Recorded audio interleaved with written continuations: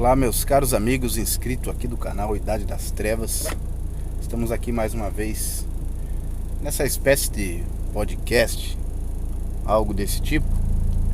E eu falava no outro vídeo que eu havia decidido não aparecer mais tanto nos vídeos aqui do canal. Até pedia desculpas aí para se alguém estivesse estranhando essa atitude.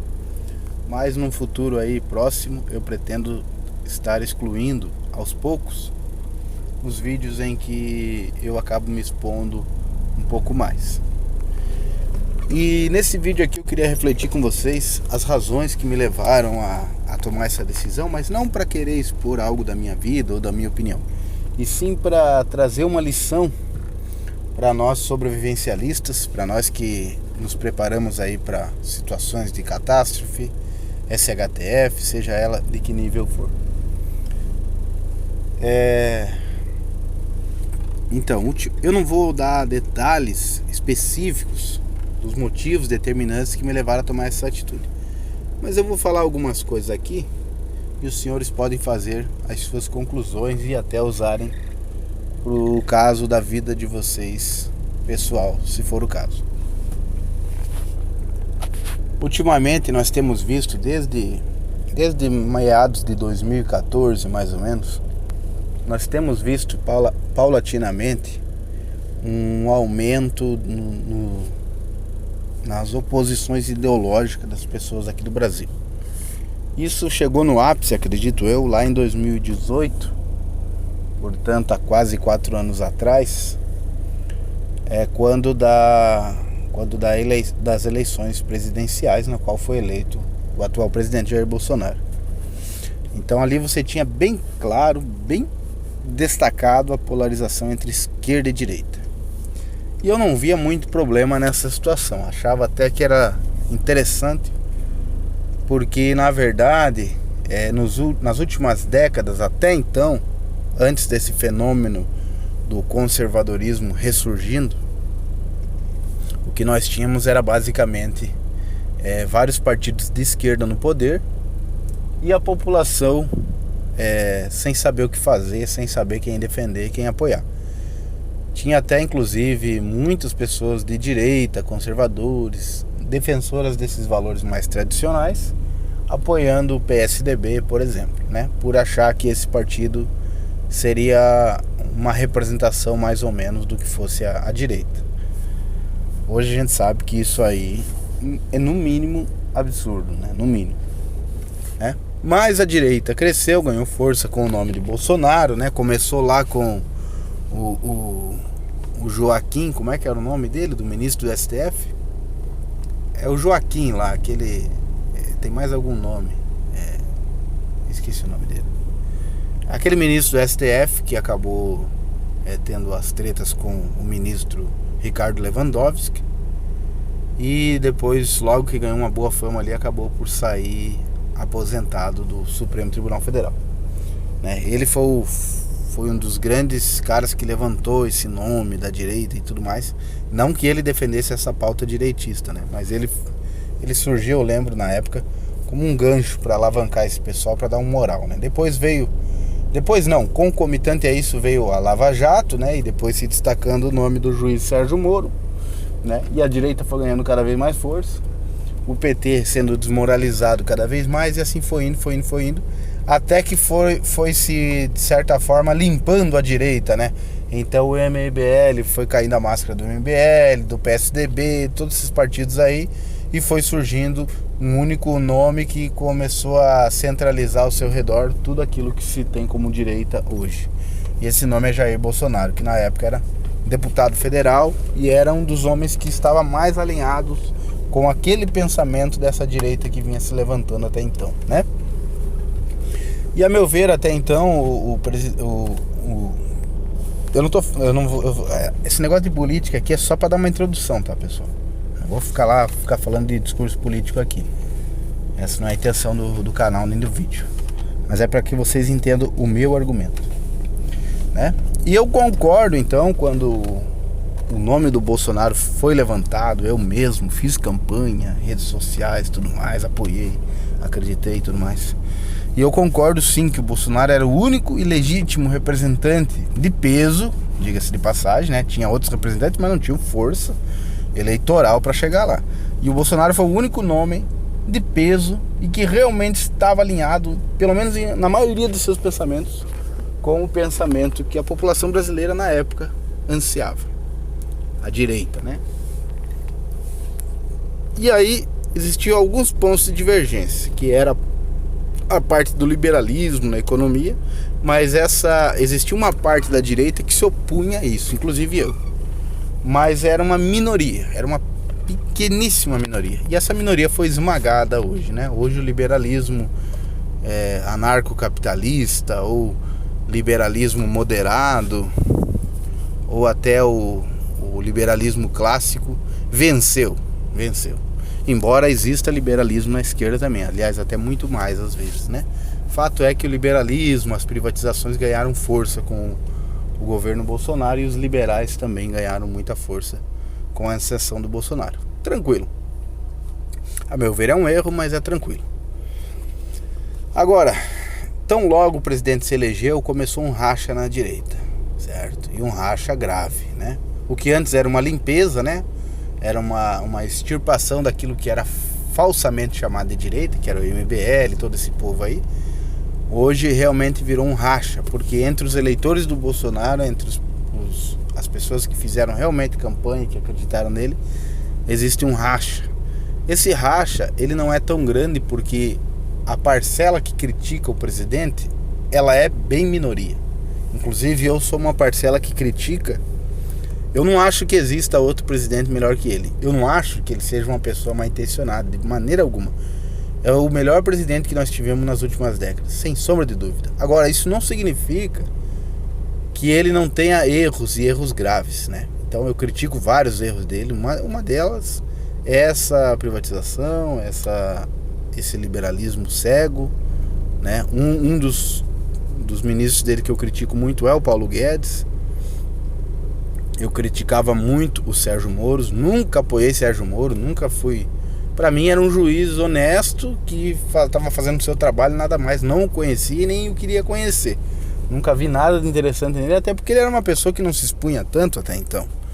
Mas tão logo comecei a conhecer alguns pensamentos dele, ainda quando da transição do governo, eu já comecei a desconfiar. Eu falei, esse cara aí já era, velho. Percebi que ele era desarmamentista, depois vários outros problemas, enfim.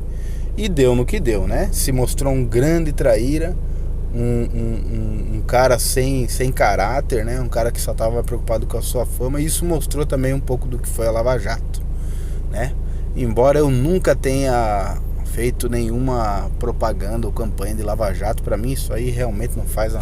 Para mim a Lava Jato, eu não sou contra, também não sou a favor, mas para mim a Lava Jato não faz a menor diferença, porque para mim não é a corrupção do PT que é o mais grave, e sim a ideologia. Mas enfim, isso é assunto para outra situação.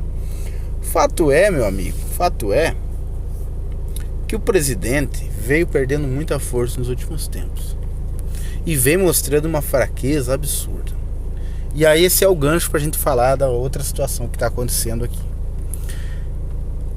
Desde os primeiros meses que o presidente começou a querer dar umas canetadas, começou a querer fazer algumas reformas, ele foi cada vez mais perdendo seus poderes para o Supremo Tribunal Federal e agora, por último, até mesmo para o Congresso, né? Coisa que nunca aconteceu na história desse país, a não ser se nós falarmos ali de situações bem isoladas e até formais ali, que foram os 2 impeachments que aconteceram antes, né? Fora isso, nenhuma outra vez que eu me lembro, depois do regime militar, que o executivo, que o executivo tenha se dobrado para o legislativo ou judiciário, né? Sempre houve esse conluio entre os 3 poderes. Hoje nós vemos um embate, já não é mais tanto embate, porque hoje o presidente ele tá como uma carta fora do baralho, né? Ele não manda mais em nada no país. Ele não manda nada. E eu não sei nem se ele manda, com todo o respeito que se deve ao presidente da República, Mas sinceramente eu não sei se ele manda tanto assim dentro da própria casa dele. Mas tirando essa parte que não nos cabe especular também, não, eu digo isso porque algumas pautas que são levantadas parecem vir da própria família dele, né? Inclusive, bom, enfim, acho que tá bom por aqui. Acho que eu não vou entrar nesses detalhes. Mas seriam pautas que contrariam o próprio pensamento do presidente, o que fica meio incompreensível. Certo? Então, considerando isso, que nós, basicamente, o nosso único aliado, que seria o presidente, a única pessoa que poderia nos defender numa situação de perseguição, numa situação seria o presidente.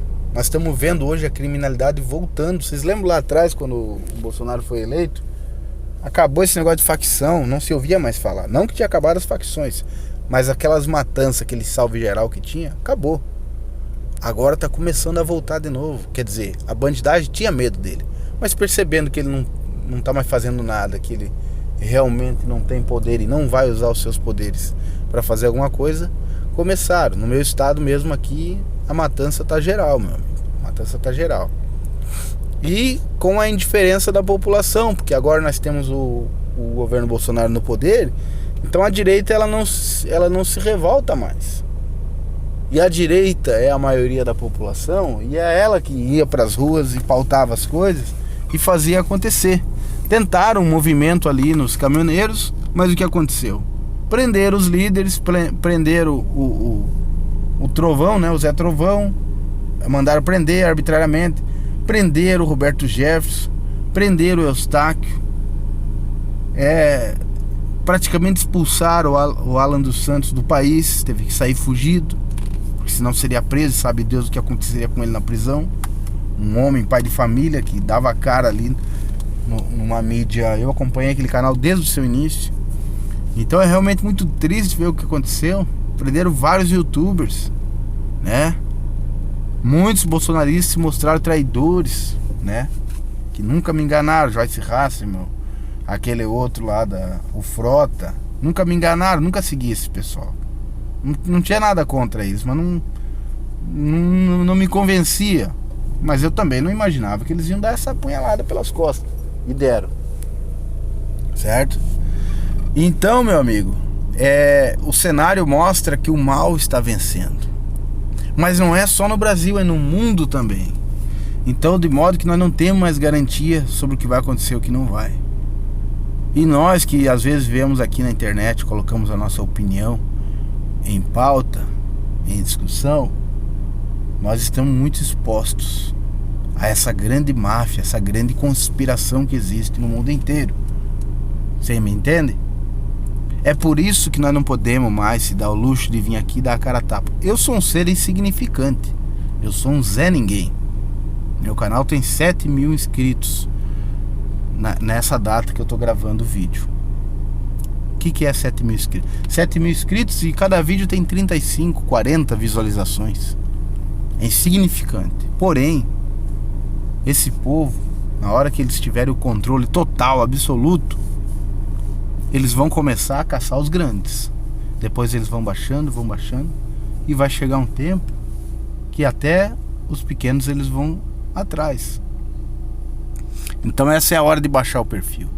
E você, sobrevivencialista que está me ouvindo, se você for esperto, você faz isso. Sabe aqueles seus parentes, aqueles seus vizinhos que você compartilhou o seu modo de vida, que você tentou ajudá-los no sentido de alertá-los para pelo menos fazer um estoquezinho primário de alimentos e tudo mais? Pois é, meu amigo, eu acho que você não deve mais fazer isso. Eu acho que você deve soltar algumas indiretas, talvez, e ajudar realmente os mais próximos, aqueles que são da família. E o resto das pessoas, infelizmente, não tem como. A não ser que isso signifique, de certa forma, não se expor como sobrevivencialista. De repente você pode indicar um vídeo e dizer: nossa, que legal esse cara aqui, ó, ele guarda alimentos, que maluco, né? Dando a impressão de que você não é adepto a essa filosofia. Porque está muito perigoso. Ainda nós sobrevivencialistas, pelo menos diretamente, nós não somos visados inicialmente. Mas existem muitos de nós que às vezes quer expor a sua opinião, né? Eu vi o vídeo do Batata, eu achei muito corajoso e muito bonito da parte dele. Essa crítica que ele fez ao povo aí, aquele conselheiro tutelar que falou que vai, se for preciso, ele vai entrar nas casas e vai pegar as crianças dos pais, porque os pais resolveram não usar a picada contra os filhos, né? Para ter o seu passaporte validado. Eu achei muito interessante o vídeo do Batata. Se você não assistiu, confere lá. Ele não se posicionou a favor ou contra nada, mas ele falou que essa atitude de querer tomar a guarda dos filhos, isso é inadmissível, e é mesmo. E a pergunta que fica: esse pessoal vai ter coragem de fazer isso? Vai ter coragem. Esse pessoal é um pessoal satânico, é um pessoal que eles estão a serviço do demônio, eles estão a serviço do diabo. Isso desde o começo, eu venho falando aqui no canal, mas as pessoas estão adormecidas, elas estão vendo as coisas bem na frente delas acontecerem. O mundo se encaminha para um governo global. Aliás, hoje mesmo eu estava pensando, o mundo não se encaminha para um governo global, o mundo já está sob um governo global, porque não é possível que as pessoas tenham todas o mesmo pensamento. Eu digo as pessoas que têm influência, as pessoas que têm poder de fazer algo, seja presidente dos Estados Unidos, presidente da União Europeia, dos principais países da União Europeia, presidentes dos países latinos, governadores dos estados, prefeitos, todos com o mesmo pensamento. Entrou na moda que é o aquecimento global, então é o aquecimento global. Se a pauta agora é efeito estufa, então é efeito estufa. Se a pauta é Maria da Penha ou violência doméstica, então é Maria da Penha ou violência doméstica. Se a pauta é picada, então é a picada. Todos no mesmo sentido, com pouquíssimas divergências, extremamente honrosas, que ousam fazer oposição, mas tão logo se insurge, da mesma forma rapidamente desaparece num ataque avassalador pelo sistema. Então, meu amigo, isso é um governo global. Quando um cara lá no centro do mundo pauta algo e impõe a todas as nações, sem nenhuma resistência. Curioso, né? A Carta de Direitos Humanos da ONU fala na autodeterminação dos povos. Vocês sabem quem que foram os primeiros a comemorar a Declaração Universal dos Direitos Humanos? Pois é, aquele povo que invadiu o Oriente Médio e expulsou algumas pessoas que viviam lá. Esse povo que já estava há quase 2000 anos disperso daquela localidade, que era inicialmente sua terra, foram dispersos de lá com o castigo pelos seus crimes e em 1948 retornaram. Esse povo aí foram os que mais comemoraram, até inclusive acredito que foram eles que em grande parte encabeçaram essa carta, quando foi aprovada pela ONU a Declaração Universal dos Direitos do Homem, e nele incluía a autodeterminação dos povos. Uma balela. Não existe autodeterminação dos povos. Eu já disse, tudo que a Revolução Francesa fez e pregou de liberdade, igualdade e fraternidade não passava de pretexto para fugir ao controle eclesiástico na época. Eles não queriam liberdade, eles não queriam igualdade e muito menos fraternidade. Aliás, nós estamos vendo a fraternidade que está acontecendo aí, né? Os irmãos se matando entre eles pelas causas mais diversas. No Brasil mesmo, né? O índice de homicídios aí agora até diminuiu um pouco o governo Bolsonaro, mas até então chegava a alarmante 60 mil pessoas por ano. Essa é a nossa fraternidade que nós vivemos. Uma fraternidade maçônica, contraditória, que todos são filhos, mas não do mesmo pai, né? Todos são filhos de pai diferente. Que fraternidade vai haver entre pessoas tão diferentes, cada um com uma opinião, com uma política, com uma religião diferente. Isso aí não é fraternidade. Isso aí é balela, isso é conversa pra boi dormir. Então, meu amigo, desculpa o ruído aí que eu tô dentro do carro gravando. E eu tive que ligar um pouco esse ar-condicionado, senão ninguém aguenta.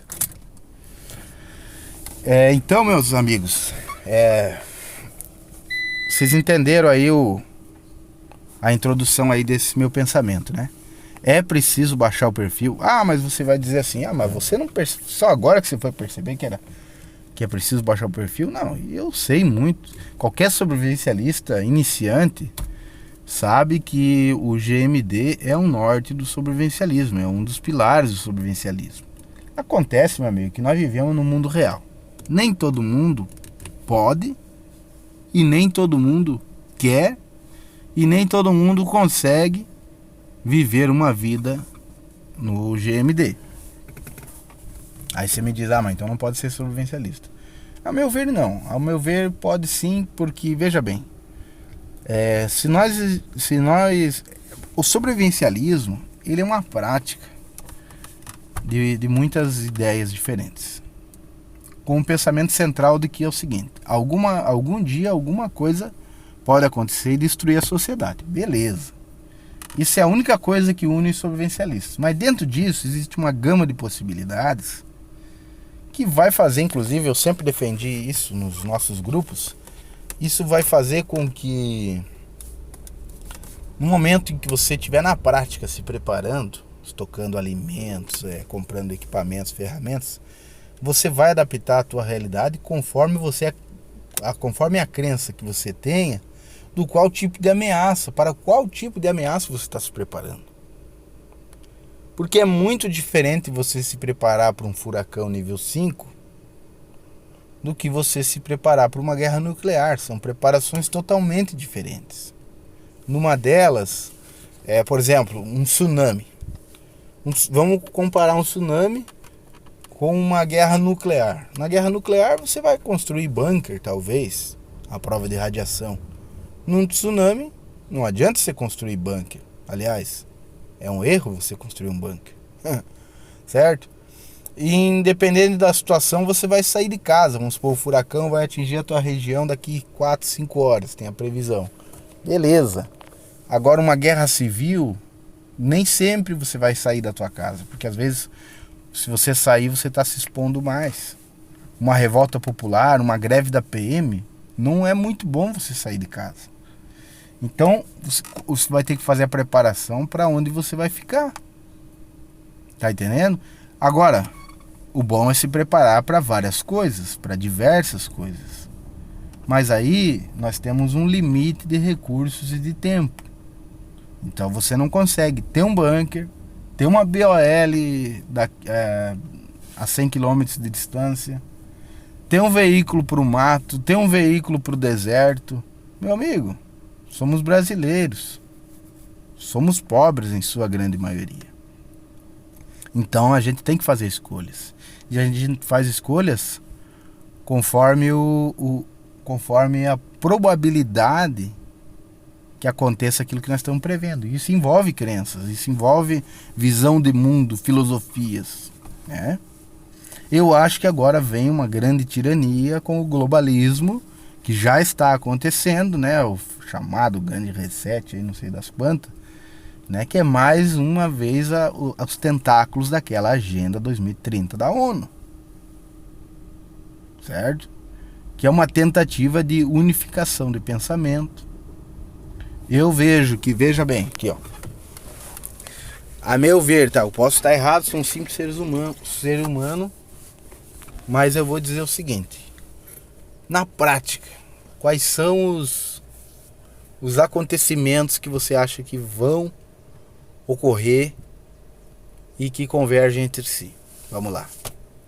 Eu não estou falando em ordem, até porque eu não sei. E nem sei se isso vai acontecer.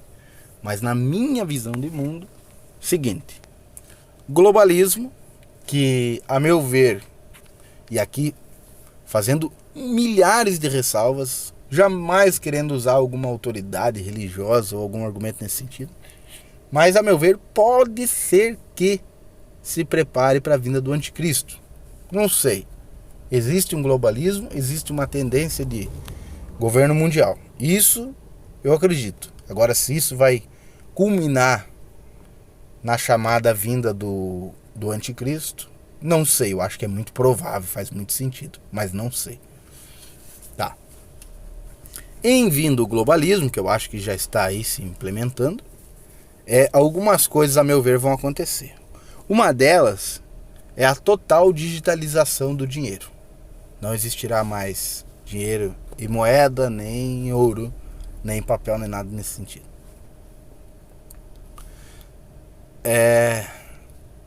Há cada vez mais imersão no mundo no mundo virtual. Você vai resolver cada vez mais coisas no mundo virtual. Isso não vai se referir somente a transações comerciais, mas também a manifestações. Bom, já está acontecendo, né? Mas vamos dizer, manifestações políticas, opinião, votação, enfim, tudo digital. A grande parte da nossa vida vai ser no mundo digital. E para isso vai ter que haver um controle. E é muito mais fácil você controlar as pessoas no mundo digital do que no mundo físico, certo? No mundo físico você tem a barreira do espaço-tempo.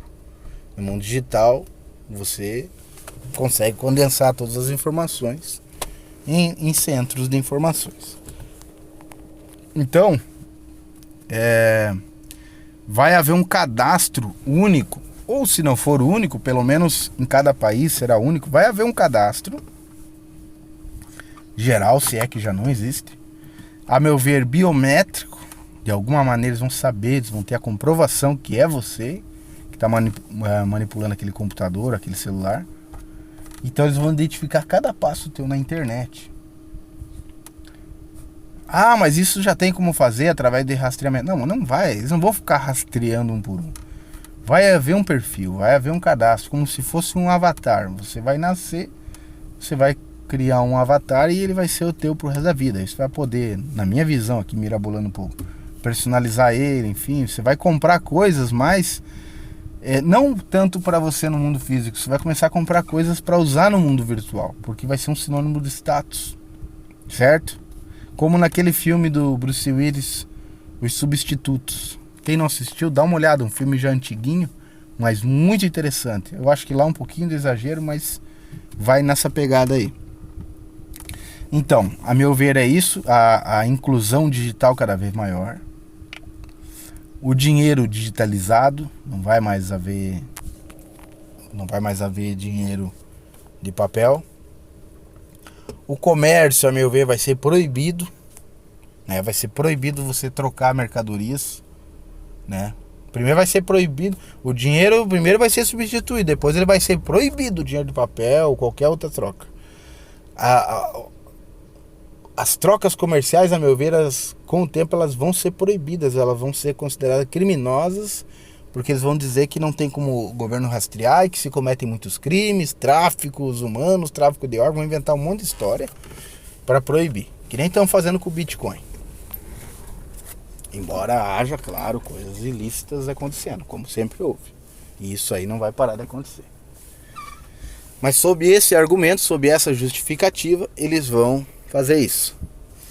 Então, as pessoas vão se obrigar se quiser ter acesso a uma banana, elas vão ser obrigadas a ter um cadastro digital.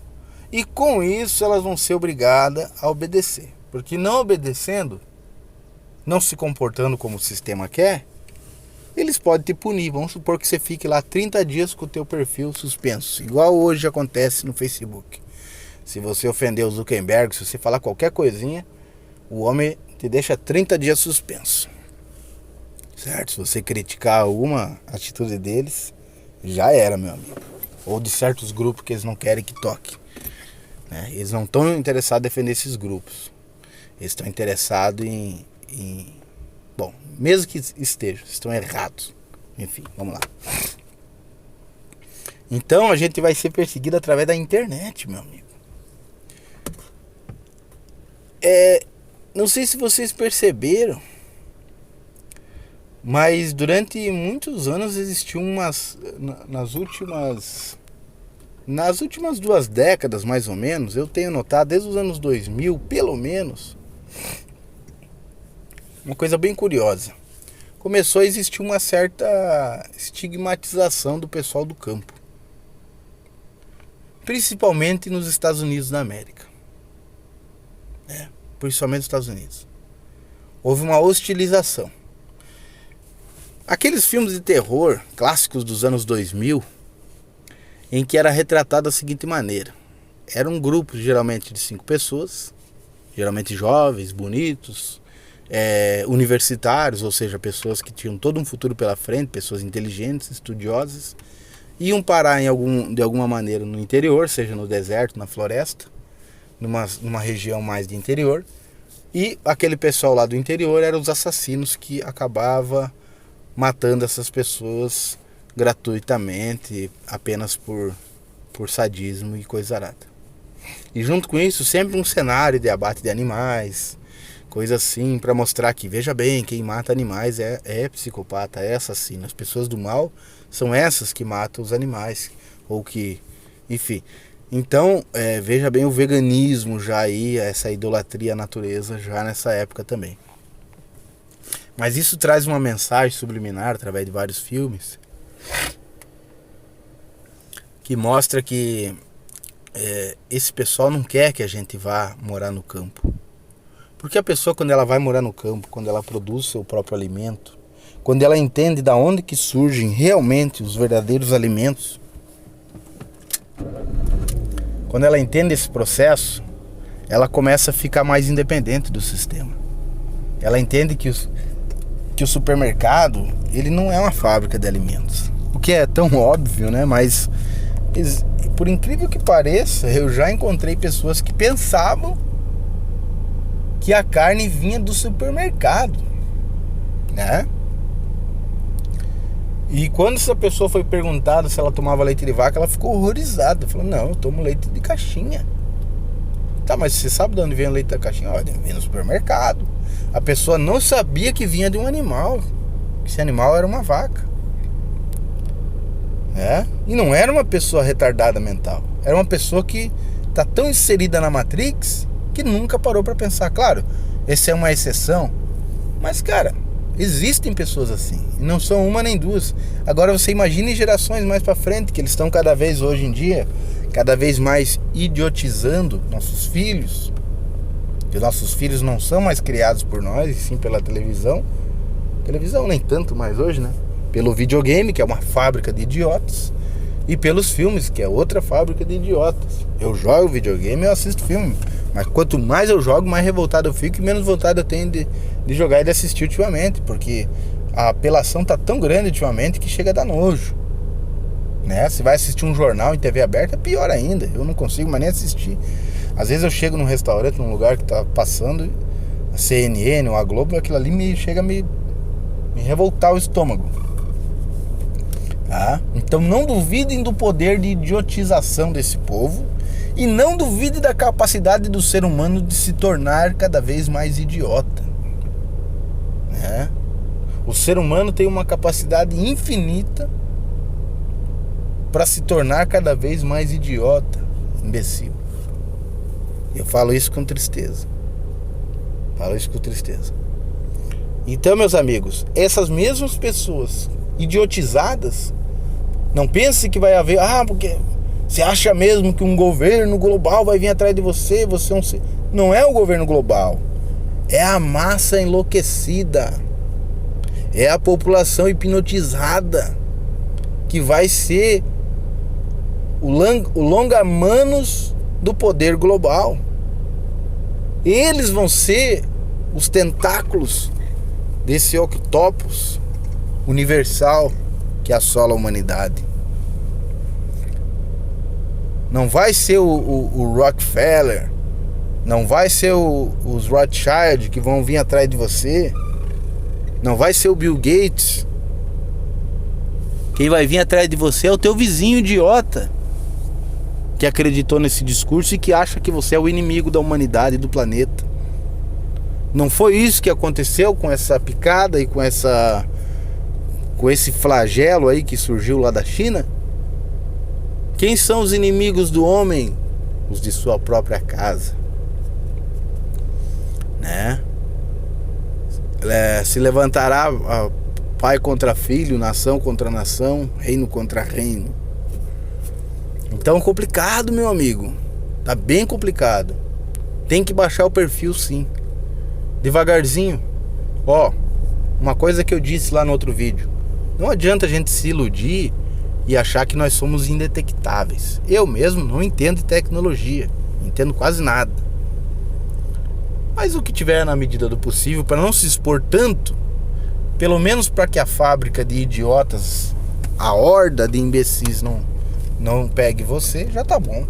Porque realmente o poder central, o poder global, talvez não se interesse em querer te prejudicar diretamente. Esse papel vai ficar encarregado pros fanáticos de plantão aí que querem defender a Matrix, certo? E esses é mais fácil enganar. Baixando um pouco o perfil, já é possível sim defender dessa horda de zumbis hipnotizados aí, que podem sim fazer muito mal a nós, porque eles são a vasta maioria. Meus amigos, fico por aqui. Não esqueça de se inscrever no canal, apoie esse canal que está perdendo muito a relevância. Eu pretendo trazer mais frequência de vídeos, mas eu preciso do seu apoio. Deixe o seu like, não custa nada. Inscreva-se e, se possível, também compartilhe o nosso vídeo. Um abraço e até a próxima, se Deus quiser.